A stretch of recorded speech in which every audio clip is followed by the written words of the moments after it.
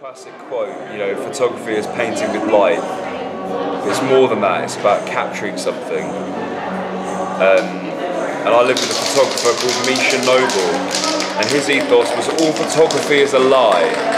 And I found that quite interesting at first, but at the same time he's totally right, because in some sense you're capturing what's happening, but depending on what you're trying to convey, you can set the whole thing up, can't you?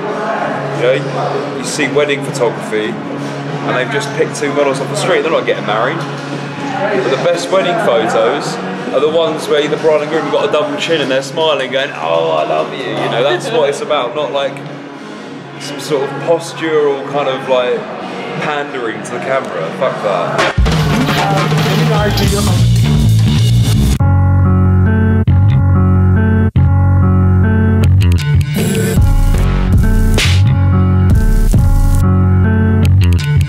I've got a mouthful of bloody croissant. You have to give me a minute. We're doing it again, mate. So last year we had KORPFEST, yeah, it was the Undercrop weekend last year, and we had 3 weekends of just a few artists in each weekend. This time around we're just doing it all in one weekend. We've got 20 artists all coming down to paint at exactly the same time. So yeah, it's just nice. We're a lot more organised this time, so we've got a shop down there, we've got workshops going on down the end. We've got some extra boards from Eastern Angles who are kind of sponsoring the event for me this time around as well. So that kind of represents future paint jams, so we can start doing loads of those in the future as well. So yeah, from that point of view, it's really cool. The Serpentine Green Shopping Centre have been really cool with letting us use the walls on the outside as well, so we've had Ironies come to paint there and Nices is now painting out there. They've also said about us using scissor lifts to get right to the top for the next paint jam, so I'm really excited about KORPFEST2 already. And that's it, yeah, we've got 20 artists, so some of them are from Peterborough, some from Peterborough, some from all over the rest of the country as well. Some of them are emerging artists, so they're very new to this, painting the biggest walls they've ever painted. Some are really experienced artists who are, you know, just coming down to do us a favour and to paint for the day.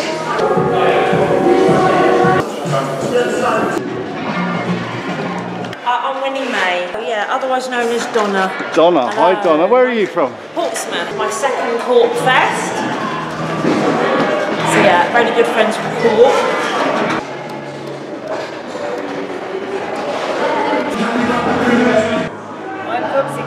I do like t-shirts and stuff, and my own business as well, and a bit of this. So okay. That's my boyfriend on the other side. I'm Nick. Nick. Gernot. These two over here are a couple, they're collaborating. Maria, and this is my boyfriend Robbie. Working on a piece together. And how does that work out, painting together? I think it's quite nice because I use my height and she uses her attention to detail. So who's the boss? I've never really had a grasp of human form. Like I just like to draw what I can't see every day. So but that's good art though, isn't it? That's my bread and butter and that's my meditation. But Maria likes to just sort of create things that you can see from the human perspective as well, which is lovely.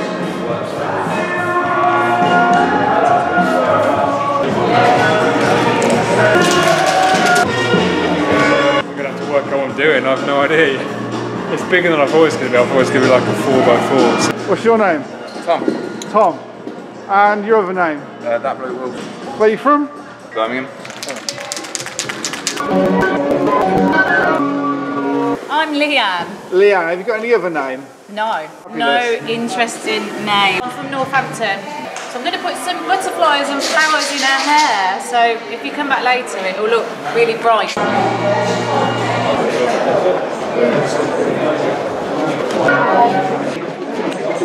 Hi, how's it going? Good, cheers. Who are you? Frankie. Came yesterday about 11ish. Yeah, half 11. But I've kind of been taking my time. Sunday, but I've got to go back to London, so, you know, got to power through and finish the last bits of it now.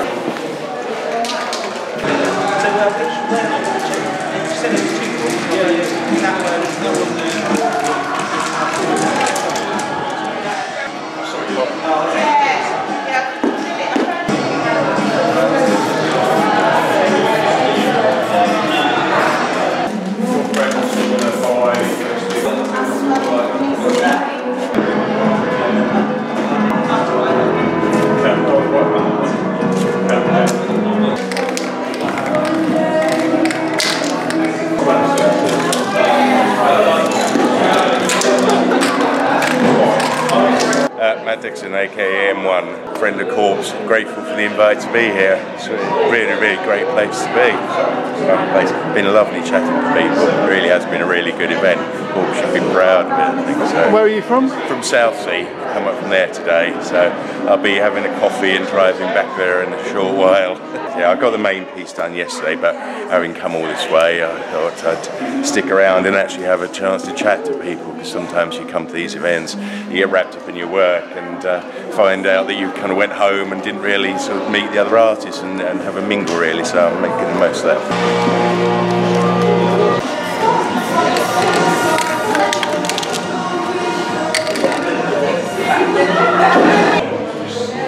What's your name? Aaron. I'm about to start this one because the one outside is currently being banned.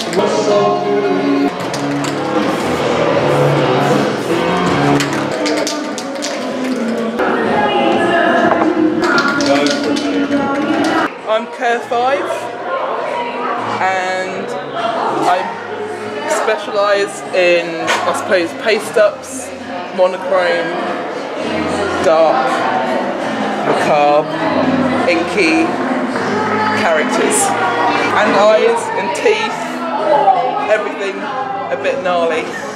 KORP, it was lovely enough to give me a space, a nice big space to unleash the darkness. Have you got dark soul? I suppose if you see my artwork, you can make that judgment for yourself. A lot of my characters are quite long as well, so KORP's given me a really nice spot for a character. It's brilliant, I love it. I'll do one eye there. You do one eye on that side. Awesome. Can you do that on the other side? Put it out that way. That's it. And now a bit more that way. Awesome. Do the eyes the same colours that we've around here, and then it's all done. 25? Well done, mate. Here you go.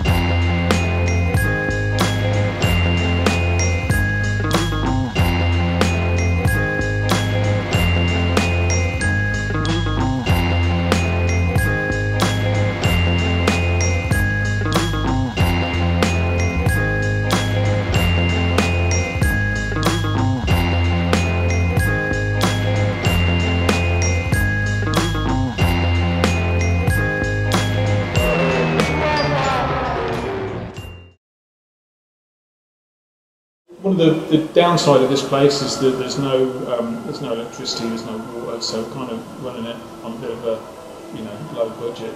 So there's we have to move lighting around to get it kind of working. But the good thing about that is that it kind of lends itself quite nicely to that pop-up feel, that kind of that feel of stuff that gets replaced and painted over all the time. So there's nothing permanent about this place. We know eventually Serpentine Green are going to knock the whole place down. And so that kind of lends itself to being a more flexible, evolving workspace, which is great. So, we've got all this wall. When I first moved in, this wall was completely white. Within a couple of months, we had like 5 or 6 artists working on there, all kind of painting it and doing their thing on it. 1 year later, which was KORPFEST a couple of weeks ago, just got the whole lot painted all over again.